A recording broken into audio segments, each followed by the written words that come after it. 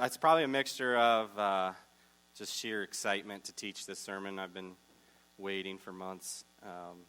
God's kind of been working on this with me. And also like 2 cups of coffee that I probably shouldn't have drank. But if I start going like, what's the little car guy, that's talked really, really fast. If I start talking like that, just tell me to slow down. Some of you are like, get him another cup of coffee. Get out at 11:30. That would be a record. So Doug did tell me. He said, "Hey, I set you up for failure. I let out at 11:45 last week." So I'm like, thanks, Doug. That's like I depend on that, being the shorter one.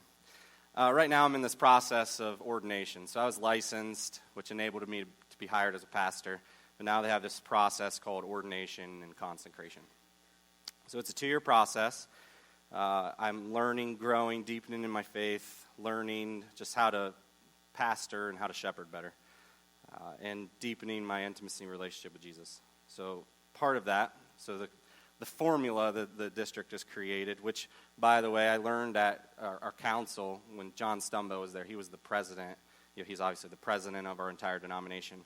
He said that the Central District is by far the hardest district to be be an ordinand in. He knows that because his son is a new ordination pastor in our district, and so he knows it's very difficult.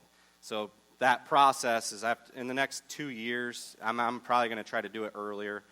I have to read 10 books, write 6 10-page papers, complete probably about 30 hours worth of, credit hours worth of online courses. I have to memorize about 150 scriptures so that I can take about a 13-hour test, like a written test, and then sit in on an interview with the ordination committee. So it's like the group of, it's like the big wigs, and then grilled with doctrine questions for about 2 hours using only an unmarked Bible in my memory. All of this so I can get a piece of paper that doesn't allow me to get paid anymore because it has no impact whatsoever on that. But they tell that it is essential to my growth as a pastor, so I submit to it humbly. But one of the other requirements of it is I have to read through the Bible twice in that period of time, so about 1.5 years, which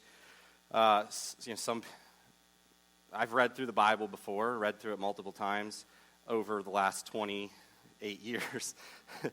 So it's taken that many years to get through it twice. Now I have to do that same thing in about 1.5 years, which seemed like a really daunting task. I started about 3 weeks ago, and I'm enjoying it, actually.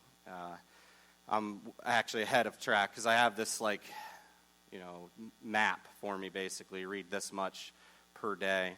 And I'm trying to do 2 days worth each day, and then some days I do 4 because it's something really exciting to read, like Genesis and Exodus. And then it's there's days I'm reading Numbers right now, where it's I get through 2, because it's an entire 4 pages of guys' names, So I get an awesome opportunity though as a pastor, and Doug and Toby get this as well, but it's something that makes my wife super jealous because in my office I did a little renovation to it, and I put in the corner this little chair. It's comfortable, and I put this little stand next to it. Every morning I get my cup of coffee, I say hi to Sarah, I walk, shut my door like I'm a hermit, and I just park myself in that chair and I sit, and for about an hour I get to read and pray. And that's built into my job description. Actually, I am going to be evaluated off of that. That's part of my evaluation at the end of the year. So it's such an awesome thing for me because it's something I want to do and love to do, and always struggled when I taught and coached and did youth ministry part-time, always struggled to have the time too. So I try to do about 10 chapters a day, sip my coffee. It's really, really nice. And I try to not do anything else before I do that. Because inevitably, there's always something that I feel like I got to get that done first. Okay, so it's I always have this pull to just, get on your computer, send that email. So what I usually do is I have a little notebook. I have my, kind of my devotional, journal. And then I also have this, little book. And as I'm praying, as I'm reading, if something pops into my mind, I just write it down, and I keep going. It's really nice. So right now I'm in the book of Numbers, and I'm, super tense about it. It started around Exodus. The book of Genesis was awesome. It's fun to read, creation. It's so exciting. You get to Exodus and then Numbers, and I've just been getting, more and more tense, feeling tension as I read it, because I read this narrative and this story of this big, amazing, all-powerful, all-knowing, all-present, wonderful God who sets apart his own people. And in Exodus, he delivers them from the hand of Egypt with the most miraculous signs and wonders that no one on the entire planet of the earth has ever seen or seen since. And he does all of this for his people. He pulls them out of Egypt, out of the slavery they were in, out of the multicultural, not multicultural, but multi-deistic, theistic society, many gods, just do whatever you want kind of society. He pulls them out and he sets them apart and he takes them through this process. And a lot of the stories in Exodus and Numbers are actually, they match. They're the same stories retold. But what the tension that's been rising in my heart is the constant thought and the constant desire for his people, despite everything they had seen, to want to go back to Egypt. Constant complaints and doubts. The overwhelming whining, the overwhelming fear, the overwhelming lack of trust just does something inside of me. And I'll tell you in a minute, but I figured out what it was. It's like I read the book of Numbers, and other than the names, it's like this Eleazar gave birth to, he didn't, but his wife, obviously. But they kind of leave the women out of that, and it's just the lineage. And other than that, the book of Numbers is full of a lot of opportunities for the Israelites to step out in faith and their failure to do so. And then basically Moses is pleading with God to not kill them all. Multiple times Moses is falling on his face pleading with God, please, give them another chance for your glory, for your name. Even the one time where this group of 3 men and then 250 other men, they're basically making a complaint why is Moses the guy? He's no more holy than we are holy. Why does he have this special dispensation? And they come and bring this complaint to Moses. And Moses, his response is not who do you think you are? I'm Moses here, all right? No, his response is he falls on his face and begs God. And then God basically tells them, this is how we're going to do it. So God decides between these 250 men and Moses and Aaron, and we know the story. God opens the earth and swallows these 3 leaders and all their families and takes them down into Sheol. So a lot of tension. Why were the Israelites like that? They had unbelievable evidence in front of them constantly. Why were they so foolish? Why wouldn't they trust him? They had all the hard evidence that he was worthy of their trust and worthy of their praise. They get to the edge of Canaan. We know the story. And God had brought them to Canaan, out of slavery, 400 years of it. He had brought them to the edge of Canaan. And they have this just amazing opportunity. Here it is, guys. Look at the land. Most beautiful land you've ever seen. Here it is. They send out 12 guys. We know the story. Send out 12 spies. 2 come back and say, let's go. We're ready. 10 come back and say, there's giants in there. You don't even understand. We're like grasshoppers when we look at these guys. They're giants. Entire nations, fortified cities, big, thick walls. Guys, we're not up for this. We can't do this. The other 2 guys say, Caleb and Joshua say, wait, how'd we get here? What are you talking about? God is with us. Let's go. And we know the story. They chose not to. And that bothers me. Why would they choose not to? So I had a lot of judgment in my heart for these Israelites. I think we probably all do at some point when we read the book of Exodus and Numbers. Like, how stupid. You're right there, right? All right, so follow with me here. It gets to the point where Numbers 14 verse 11. The Lord says to Moses, "How long will these people treat me with contempt? How long will they refuse to believe in me, in spite of all the signs I've performed among them?" This is like a real intimate moment in the Bible between God and Moses. And God's just basically asking Moses, like, Moses, what's it going to take?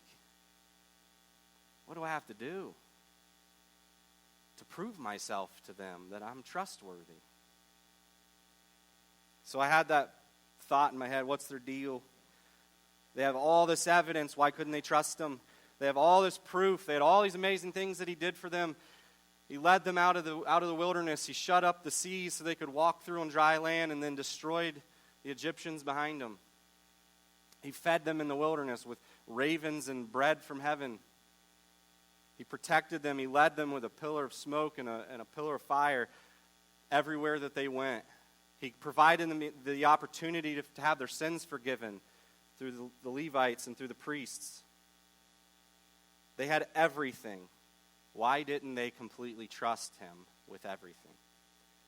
And God spoke to me the last 2 or 3 weeks, and he said, you have even more evidence than they did. Why don't you? He said, you have even more evidence than they did. Why don't you? So I sat down, I started writing, and it just kind of flowed out of me. First, I do have, and I recognize I have way more evidence than they did. One, I have their story. I have their history to learn from, right? I have their history of disobedience, their history of doubt, their history of amazing, wonderful, miraculous things that's recorded in God's holy scripture that I believe with all my heart is 100% true and is perfect as it was originally given. I 100% believe it.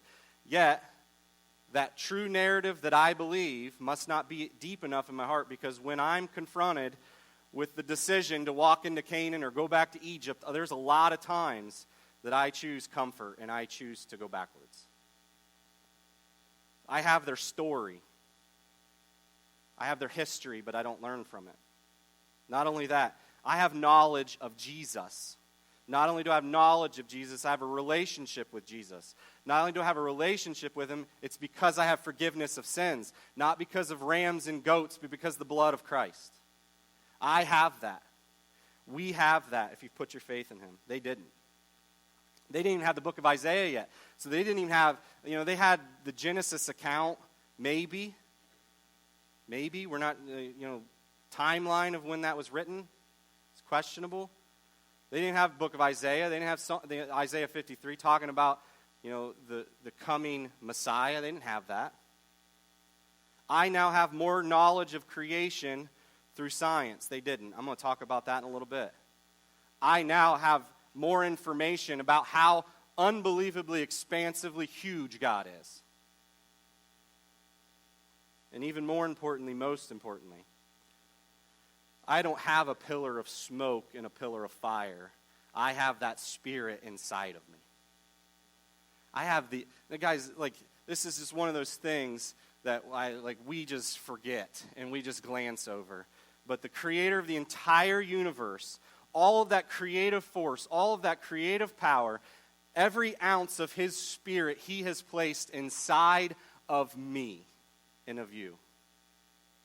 How amazing a thing that is, that he has placed his Spirit inside of you.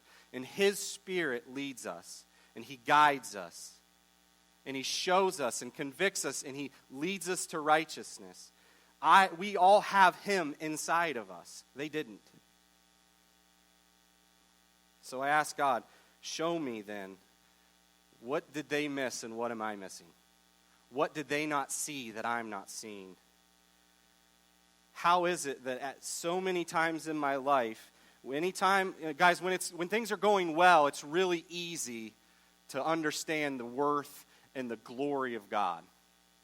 Because it's easy to connect the dots. Oh, God's so great and so loving and so glorious, and I'm happy and things are going well. Those two things connect really easy. But what happens when things aren't going the way we want them to? What happens when we get to the edge of Canaan, but Canaan looks a whole lot harder than we wanted it to be?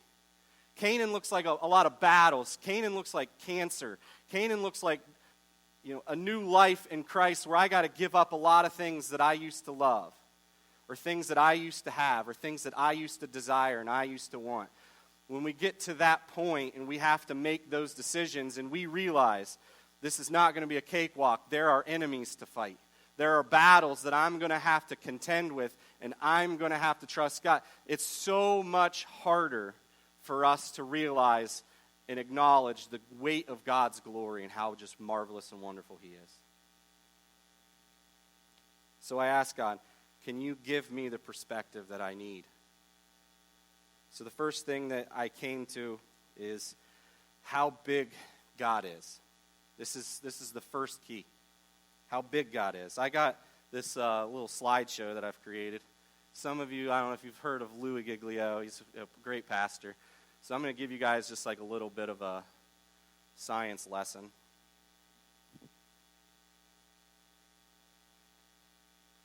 Here we go. All right, hey, there we are. Anybody know where we are? We're actually right about here.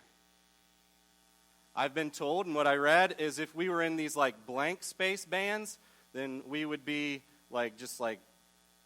destroyed immediately. Because it's just constant storms and destruction. This is the Milky Way galaxy. We're like right inside one of these cloudy bands right here. So in a really, really clear night, and you see it doesn't look like just stars, but it looks like an entire cloud of stars, right? You're seeing one of these little arms, little wings of the Milky Way galaxy. This is really, really huge. It's really, really small in this picture, okay? But this is really, really huge. For instance, the Milky Way galaxy has one estimated 100 billion stars. Now, just like 10 years ago, they thought it had 52 million. Okay? So, we're growing real fast. All those stars were always there, obviously. We know that. So an estimated 100 billion stars. Now, recognize, I'm not even going to talk much about Earth. Okay, but our Earth revolves around a star, our sun. And there's 8, I say 9, but they threw Pluto away. Okay, but there's 8 planets that revolve around that. So 100 billion stars, many of them having their own solar systems with planets revolving around them. So that's just our Milky Way. 100 billion stars, a number that you can't even really think about. And if we'll get into the math in just a second. It's numbers that we don't, as humans, we don't even really, once you get past 9 zeros, we're all well, I'm checking out. I don't get that number.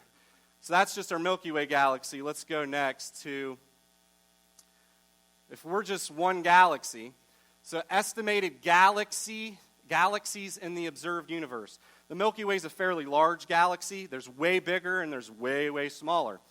But there's an estimated 200 billion galaxies, so like the Milky Way, right, in our observed universe. They use observation, multiplication, and estimation. So that's 100 billion stars in our galaxy. Take that out more macro, bigger, and there's 200 billion galaxies containing hundreds of millions of stars. Insanity, right? So this is kind of how it works. This next picture will show you. What they do with telescopes is they take a picture of one section of the sky, just one section, and then they say it's not by hand, but it's what it seems like. So they just basically count, and they'll say, all right, these are all galaxies, by the way. So these are all Milky Ways, okay? And they just count a specific area. And then they multiply that by a concentric circle and get an estimation of how many galaxies there are in the observable universe. Okay, so obviously that's really, really not good because That's just an estimation. And I was actually surprised because scientists are usually super arrogant and like, hey, I discovered this. This is law. This is truth. And this is the way it is because I'm a scientist and I say so. But almost every article I read, basically all the scientists came up with the same conclusion. We understand this is ridiculous. They say, they acknowledge, we understand our estimations are ridiculous. Some of them have estimated that, like, there's some estimates that we're like 300 billion stars off in our Milky Way, which changes the math significantly. We'll get to that in a second. So these are all galaxies. And this is just one, like, picture of one section of the star. So if you think about it, that boom, 100 billion stars, boom, 100 billion stars, boom, 100 billion stars, boom, 100 billion stars. You just keep that going on and on and on. Here's some of the math I did for you. Calculated in my head. Just kidding. So, Milky Way galaxy, 100 billion stars, times 200 billion galaxies. This is so how many stars there are. Okay? But I'm about to blow your mind. All right, so that's 2 times 10 to the 22nd. When they start like lifting the numbers up like that, that's when things get crazy. All right? That's exponents. Some of you may have forgotten that about math in school. But basically what that means is add 22 zeros. Okay? So boom. That's how many stars there are in the observed galaxy. All right, it's about to get real crazy. Because that's just the observed galaxy. Or the observed universe, I mean. That's just what we can see and estimate. The next slide tells us just how really crazy it gets. A small percentage of the galaxies right now are observed. They say some estimates about 10%. So that number only represents 10% of the galaxies that we can actually see. They say maybe in the next 50 to 100 years we'll be able to see more. Because every year they're coming out with new technology. Every 10 years or so they come up with this new huge satellite, new huge something that can see more and more and more. But when we start looking at these numbers, so one estimate I saw is the next slide is actually what they really think is since only 10% of what around 10%, they're actually estimating probably, using estimation, 2 trillion galaxies. Times 100 billion stars, and now we're raised to the 23rd. And you might not think, well, that's only raised one more. That's a big deal. Okay, and that's a lot of zeros right there. That's a lot of stars, right? All right, that's just stars, all right? Now let's talk about distances. Okay, you want to get real crazy? All right, let's go to this next slide. Size and scale. The best way we measure space is in light years. It's the amount of distance light travels in 1 year. So 1 light year is about 5.88 trillion miles. That's already a big number, guys. 1 light year. The fastest humans can travel is 36,373. Now, that's not with a human in that ship. That's just, I forget what the name of it was, but that's the fastest humans have traveled from our own creation. And that would take 20,000 years to travel 1 light year. The closest other star, is like 400 light years away, Kepler. Okay, so like just try to get your mind around it the best you can. It's really hard. Okay, so 20,000 years to go 1 light year. Let's see how long it would take to get across the universe. There we go. So 1 light year is 20,000 years. They estimate, now this is a big estimation, and part of their estimation is based off the Big Bang Theory. I'm not going to get into that kind of science. Okay, let's say they're close. I don't even think they're remotely close. I think they're way off. They say is 93 billion light years across the universe. So that would take humans 1.86 trillion years to travel the universe. So we better start now, and we better pack a big lunch. Right? And guess what? We can figure out light travel and it's still going to take a long time. We're never going to know, guys. We're never going to see the expanse. We're never going to understand. We're never going to get there, ever. And that's the way it was made. If you guys turn in your Bibles to Psalm chapter 40, this puts it into real perspective. Did I say Psalm? I meant Isaiah. I'm not sure. Can't remember which I said. Sorry.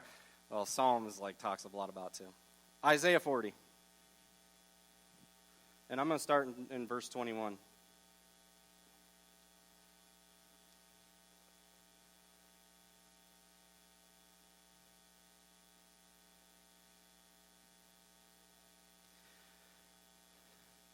In Isaiah 40, starting in verse 21, Isaiah, this is God speaking.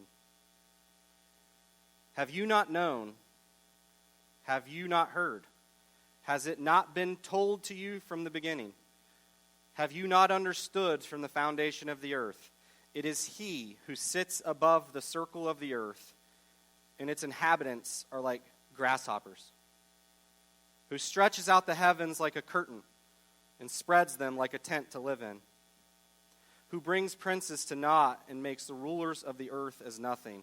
That verse 22, it actually, in the Message, I love the way it said it, but it says that he measures the sky, the universe between his thumb and his pinky. And I just picture that, just God having the entire universe, all that we are, 93 billion light years wide, just kind of, you know when you look at something from far away and you put your finger under it, or you pick its nose or whatever? Don't act like you guys have never done that. Good grief. Maybe it's just me. All right. But he just he looks from, and he just has the entire universe in between his thumb and his finger. It's awesome. I'll start in 23 again. Who brings princes to naught and makes the rulers of the earth as nothing. Scarcely are they planted, scarcely are they sown. Scarcely has their stem taken root in the earth when he blows upon them, and they wither, and the tempest carries them off like stubble. To whom then will you compare me? Or who is my equal, says the Holy One? Lift up your eyes on high and see who created these. He who brings out their hosts and the numbers of them, calling them all by name. Because he is great in strength, mighty in power, not one is missing. Why do you say, O Jacob, and speak, O Israel, my way is hidden from the Lord, and my right is disregarded by my God? Have you not known? Have you not heard? The Lord is the everlasting God, the creator of the ends of the earth. He does not faint or grow weary. His understanding is unsearchable. He gives power to the faint and strengthens the powerless. Even youths will faint and grow weary, and the young will grow exhausted. But those who wait on the Lord shall renew their strength. They'll mount on wings like eagles. Run and not grow weary. Shall walk and not grow faint. So let's not glance over that.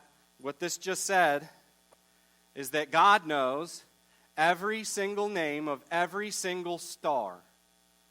2 times 10 to the 23rd, which is probably not to the 23rd. I believe it just keeps going and going and going. And this isn't metaphor. Okay? This isn't hyperbole. Creator God knows the name of every single star, every last zero of them that goes on and on and on. That's how big He is. And He is bigger than the expanse of the universe because He looks at it between his big thumb and his little pinky. That's how big He is. And that is the perspective that we need to have. And it's not the perspective that we need to have when things are good and we're happy. It's especially the perspective that we need to maintain, we need to meditate on, we need to pray over, and we need to think about constantly when we're at the border of Canaan facing something very difficult that God is calling us to. That is the moment that we need to remember and to think about just how big He is. The second thing that we need to focus on is just how small we are. And like in light of that, it's obvious, okay? Because we're on a tiny little planet in a tiny little solar system in an average-sized galaxy in the middle, like in the just the absolute expanse of billions upon billions upon billions of light years of size of our universe. But here's our problem. This is our condition. We make ourselves the center of the story. Shame on us. We never should do that. We make ourselves, our feelings, our emotions, our fears, we make those things the center of our universe. Because the Israelites, they're in the wilderness, and they're constantly experiencing things that they've never experienced. See, because for 400 years, they understood one thing, work. They understood one thing, slavery. They understood one thing, you work or you get beat. That's all they knew. They didn't understand freedom. They didn't understand grace. They didn't understand love. They didn't have any idea or concept of what that was like. So everything that the Israelites experienced, and I'm not making excuses for them, because I won't make excuses for myself or us. Everything they were experiencing was new. Everything they were experiencing was unknown and probably really scary. They went from having homes and having food and having shelter and having a schedule and something that even if it was hard, it was all they knew, so they didn't know how hard it was, and they were comfortable in that. So that's why every time that something new happened in the wilderness, or as they get to the edge of Canaan, the edge of the promise that God has given them, their desire was to always go back. I'm scared. I don't get it. I don't understand what's going on. I want to go back to what I know. I want to go back to what's comfortable. Because that's what humans do. When we're confronted with something we don't know or understand, that we can't wrap our hands around, when we're confronted by something, this is it, that we cannot control, our desire is to always go back to where we were comfortable, where we felt safe, and what we know. And for a lot of us, guys, that's our sin. That's the way we used to think. That's the patterns we used to have. That's the way we used to live. It wasn't fun, and we didn't like it, but we knew it well. And it was comfortable to us. This is what humanity is always going to tend to do. That's why when they get to the edge of the promised land, they send out the spies, and the spies come back, 10 of them, and say, there's some really big dudes in there who can do some real damage to us. And I don't know if we can make it.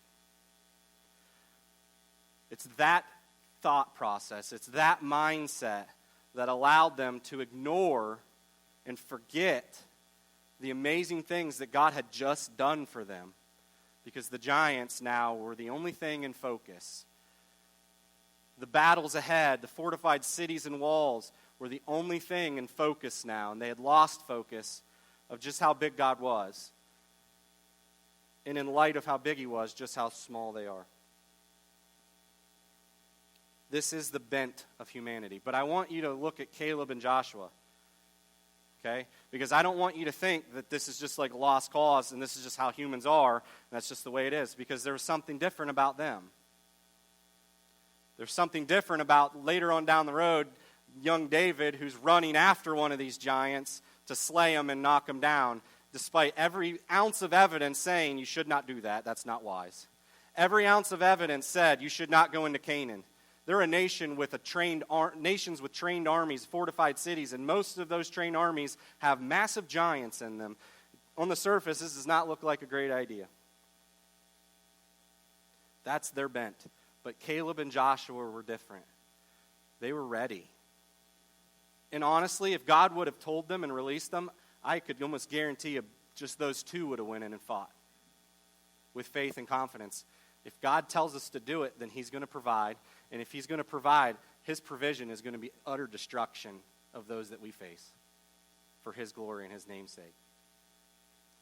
But that's just them. The rest didn't. And we know the story. God made them to wander in the wilderness. Anyone older than 20 years old would not see the promised land. Those younger and those to be born after would. And eventually that same Joshua, imagine how difficult it was for him.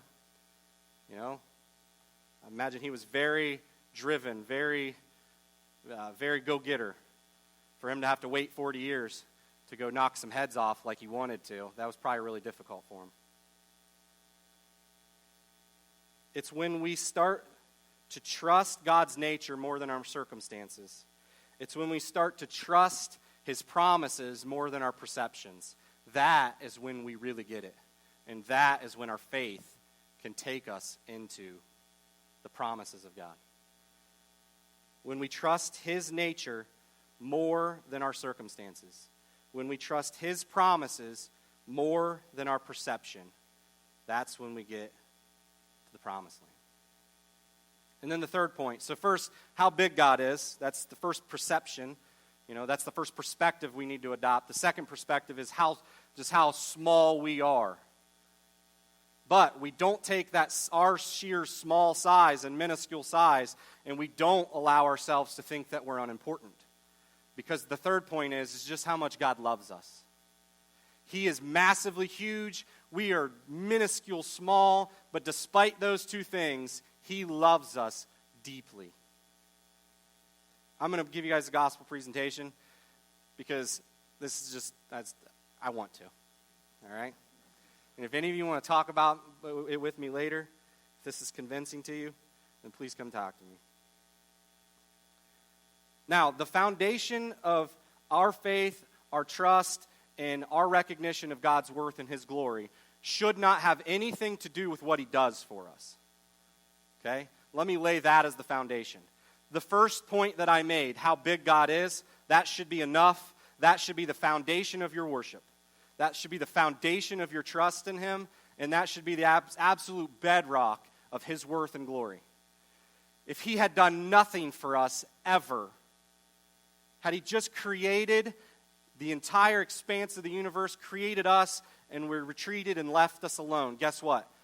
He would be so worthy of our praise.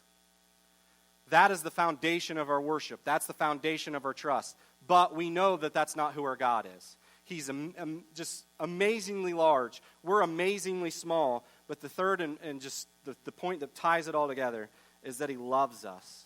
And this is how he loved us. He created us first.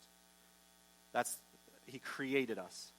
And don't for a second ever allow ourselves to wake up a day and not have that recognition in our minds. I'm alive because he created me, and I'm alive because he allowed me to be here today. He put breath in our lungs. Psalm 139, one of the most beautiful poetic scriptures in all of the Bible, that he knows our inward parts. He saw us at the foundation of the world. He knit us together in our mother's wombs.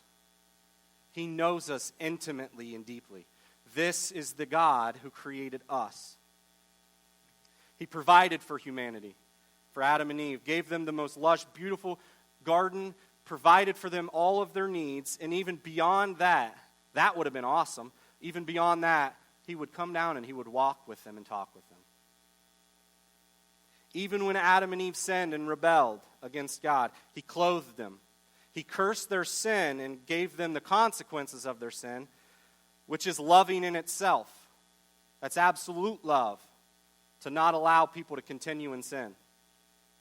But then he provided them with a promise and with a future, that one day there would be one who would right the wrong. That promise played out later as Jesus, who was equal with God, didn't view that equality as something for him to hold on to, but he gave himself into the human form to come to earth, be born as a baby,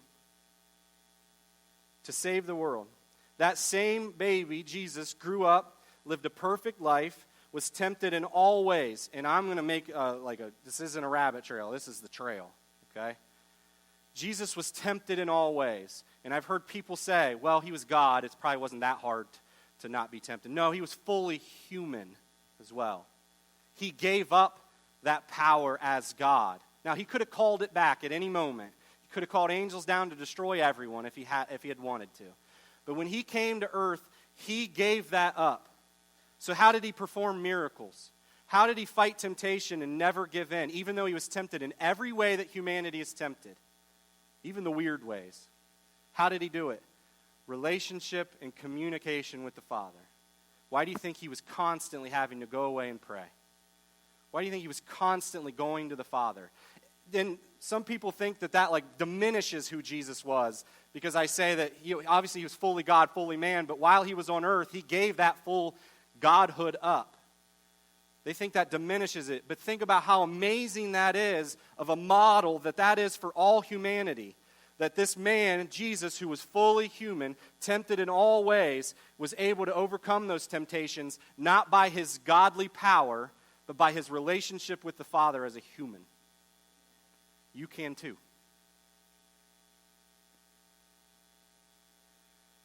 He lived a perfect life. He was tired.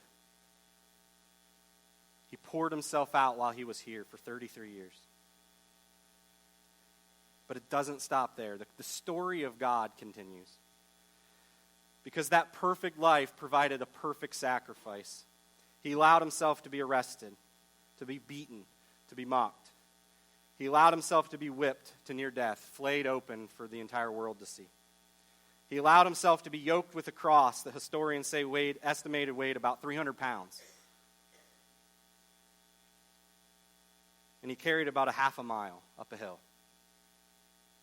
They laid him out on the cross. They nailed him to it. They lifted him up. So all the weight of his entire existence then just rested on those nails, constantly having to try to lift himself up just to breathe. They nailed him to it and they laughed. And they laughed and we cry because we know it was us. Because we know it was us that put him there. But the story of God does not stop. Because 3 days later we know that he rose. We know that he stepped out of that grave alive. 2 Corinthians 4:14, he who raised the Lord Jesus will raise us also with him and bring us with you into his presence. But his resurrection wasn't just the resurrection that gives us a lifetime and eternity of freedom in heaven with him, but it gives us a resurrection life that we can live now. It gives us full resurrection so that we don't have to struggle with sin anymore. That we can live victorious while we're here. But it doesn't stop there, because while he was back, he gave a commission to his disciples for them to go into all the nations, for them to preach this gospel that he showed them and that he lived for them. And then the most amazing part is when he left, he sent something that's even better for us. He sent his spirit. The essence of who God is, he sent for us so that we can live victorious. Can we just acknowledge, guys, what he's done for us is just as expansive as the universe is. What he's done for us is just as miraculous and amazing as creation.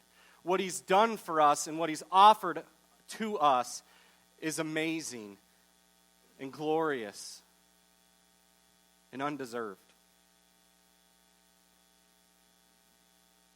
The best example that I could find, and people ask me all the time, like, what's your favorite book in the Bible? Some people in the youth group might be able to answer this. My favorite book in the Bible all time is the book of Job. And it's really for 3 chapters, maybe 4.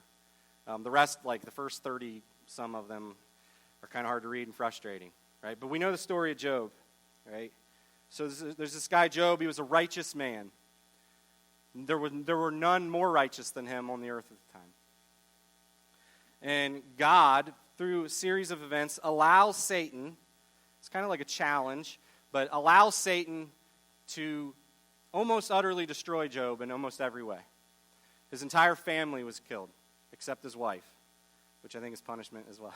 If you read the story, you'll understand what I mean. I don't mean all wives. His wife is the only one left.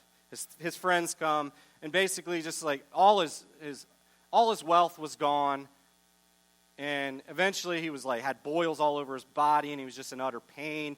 and he just like tears his clothes, and he's just in mourning. And his friends come, and they're not really great friends because they don't really give him great insight, and they don't really give him a hopeful vision. And they're trying to figure out how did this happen? Why did this happen? And of course, they're going to all the logical conclusions that humans usually do. You did something wrong. You're sinful. Like his wife's telling him, just end this. Curse God and just die. She probably had life insurance or something on him. Curse God and die. Just get this over with. But Job would not relent in his belief and his faith. And then we get to this awesome part, and it's like we're waiting. It's tension rising. 37 chapters of Job and his friends and all this stupidity, trying to figure out why this happened. And does it sound familiar to the way that we think too? Why? Why cancer? Why did my marriage not work out? Why do I have to experience this pain? Why do I have to go through what I'm going through? Why do bad things happen to good people? Guys, this is the central question that non-believers have of Christianity. And we're failing really miserably at answering it. So then I'm going to get to Job 38, and it'll be up here. I'm not reading the whole thing because finally, after all this tension, waiting, God responds. And I'm sure Job is like, okay, God's speaking now. He's going to comfort me. He's going to explain to me why I had to go through this. That's what we want, right? We want that explanation. Why am I having to go through this? But that's not really the response that he gets. It's not really what he's looking for. And we'll read a little bit out of it. So Job, if you guys want to turn there, chapter 38 of Job. Some people, because the way God starts, the way he starts this chapter, some people kind of look at it as a condemning message, a condemnation. I don't read it like that at all. The Lord answered Job out of the whirlwind and said, "Who is this that darkens my counsel by words without knowledge?" So why are you talking about what you don't know about? Gird up your loins like a man. I will question you, and you shall declare it to me. So God says, listen, I'm going to ask you some questions, and you're going to give me answers. Where were you when I laid the foundation of the earth? Tell me, if you have understanding. Who determined its measurements?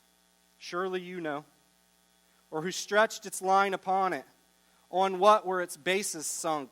Or who laid its cornerstone when the morning stars sang together and the heavenly beings shouted for joy? Or who shut up the sea with the doors when it burst forth from the womb, when I made the clouds its garment and thick darkness its swaddling band, and prescribed bounds for it, and set bars and doors, and said, thus far you shall come no farther, and here shall your proud waves be stopped? And who made your morning since your days began, and caused the dawn to know its place, so that it might take hold of the skirts of the earth, and the wicked be shaken out of it? It is changed like clay under the seal, and it's dyed like a garment. And this goes on through chapter 38, chapter 39, chapter 40, chapter 41. And God basically explains creation to Job and asks him, I don't remember seeing you. Were you there? He's very sarcastic about it. And then we get to chapter 42. And God ends. He's done. And then Job answers the Lord. Chapter 42, he says, Job answered the Lord, I know that you can do all things, and no purpose of yours can be thwarted. Who is this that hides counsel without knowledge? You ask. Therefore, I have uttered what I did not understand, things too wonderful for me, which I did not know. Hear, and I will speak. I will question you, and you declare it to me. I had heard of you by the hearing of the ear, but now my eyes see you. Therefore I despise myself, and I repent in dust and ashes. And we read that, and it's beautiful. God was so poetic. Thank you, God. That was awesome. He told us a lot about creation. We get to the end of the story, and God restores everything, even tenfold, that Job had lost. But we get to the end of the story, and if you glance over it, you realize Job didn't get something that he wanted, an answer. He didn't get something that he thought he needed. Why did this happen? Why does it hurt so bad? Why do I have to go through this? But Job got exactly what he needed from God. 3 perspectives. Job, I am in control of everything. I'm so far bigger than you could ever fathom. Job, you are so small and insignificant in the scheme of things. But Job, I love you. You don't need to know the things that I know. You don't need to know the secret things that I have hidden from you that you will never know. You don't need answers to all those questions of why. What you need to know is that I am big enough to be in control of everything. You're small enough to submit to me because I love you more than anything else that I have created. That is a story that gives us the perspective we need. That is a story that we need to focus our lives on, because that's a story that gives us the perspective to walk into Canaan and take what God has promised as he gives it to us. Personally, for me, taking this job here at the church was like a real edge of Canaan moment for me. I had this calling since I was a little baby. And I'll tell you just the quick story. I think I've told it before. My mom went up for prayer. This would have been 31 years ago. I was about 2. And I was fussy, so there was an evangelist there. She came up for prayer for finances because my parents always struggled with money. And as the evangelist puts his arm on my mom and hand on me, he stops. And he's like, hold on. God just showed me a vision of your son one day preaching the gospel of Jesus to many, many people.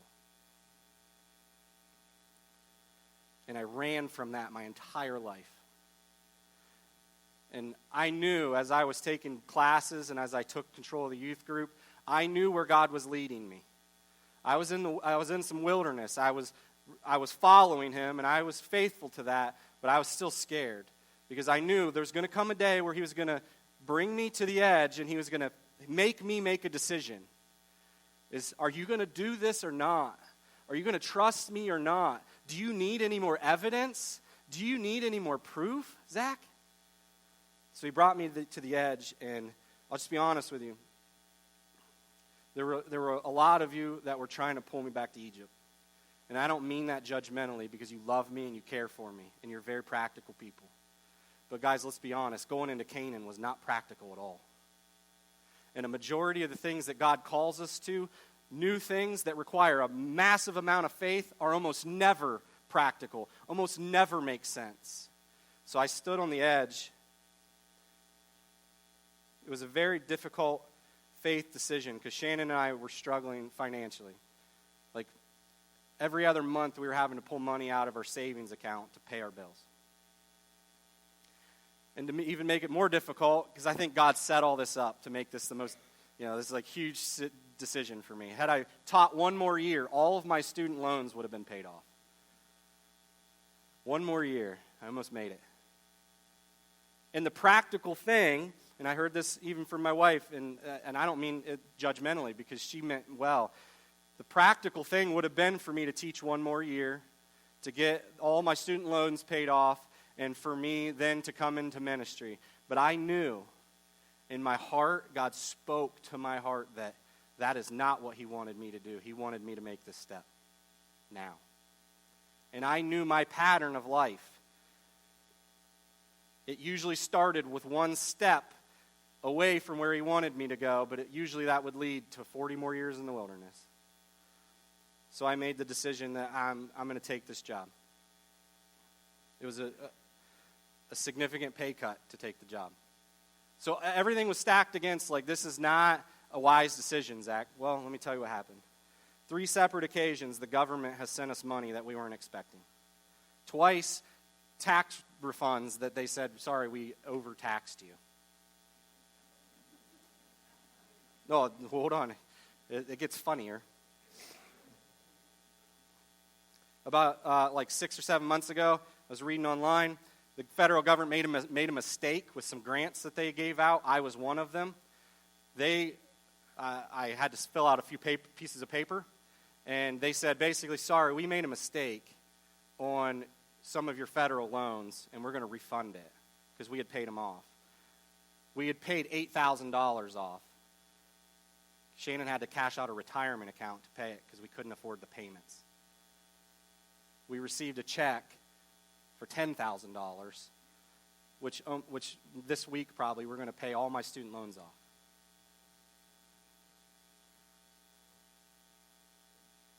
Through our faithfulness in adopting Leanna, which was a really hard, faith-filled decision as well, we received other money that enabled us to pay off other debt. So despite everything being stacked against, and I'm not pushing myself out here some Joshua character. That's not what I want you to think. And this isn't to beat my own chest. Guys, when you're standing at the edge of Canaan, when you're standing at a decision that God has promised you something and you know it, but there's something in front of you, giants, fortified walls, something that you know is going to be difficult, and everything in you wants to go backwards and go back to where you're comfortable.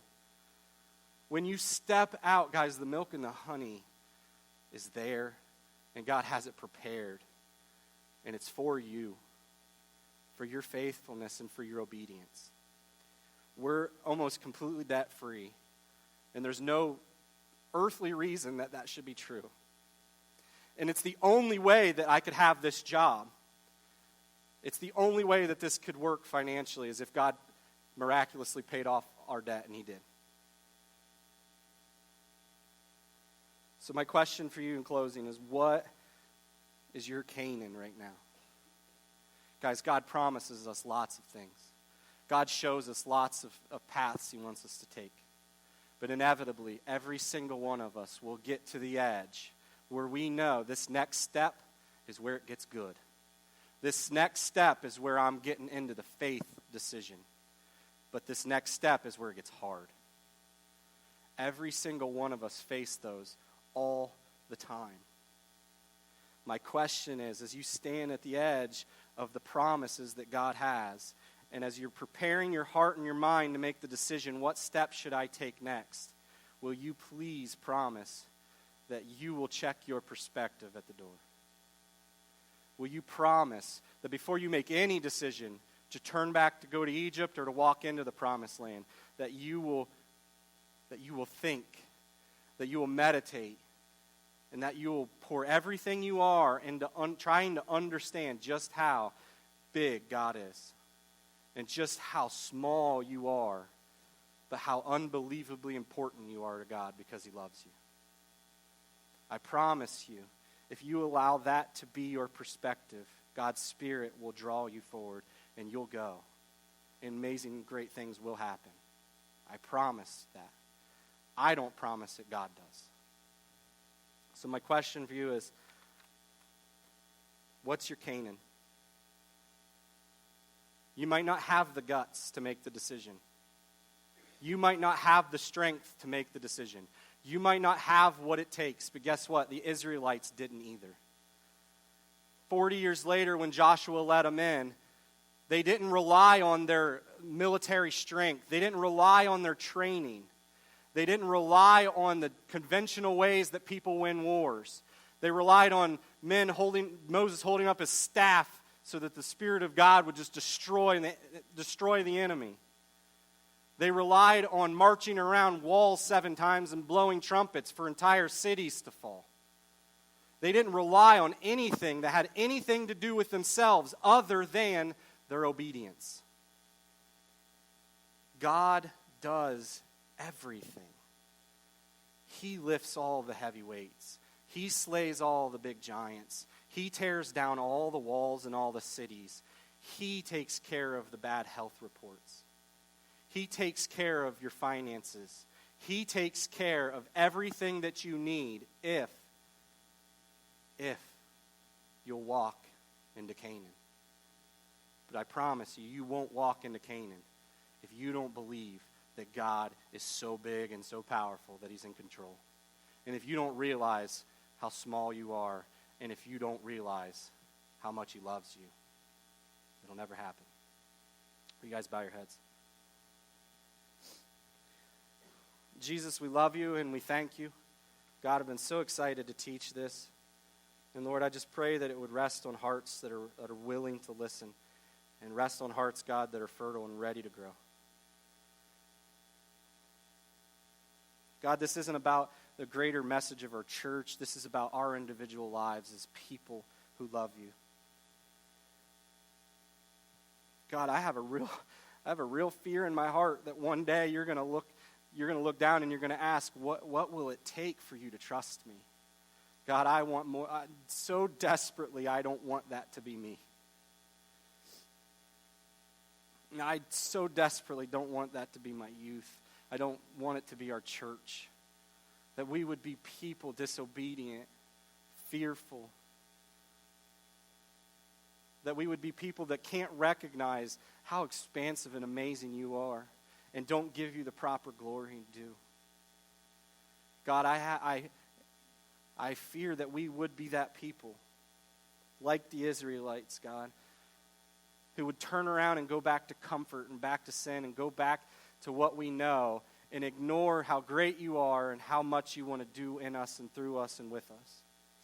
God, may that not be us. But ultimately, God, I even give you that fear, and I trust you with it.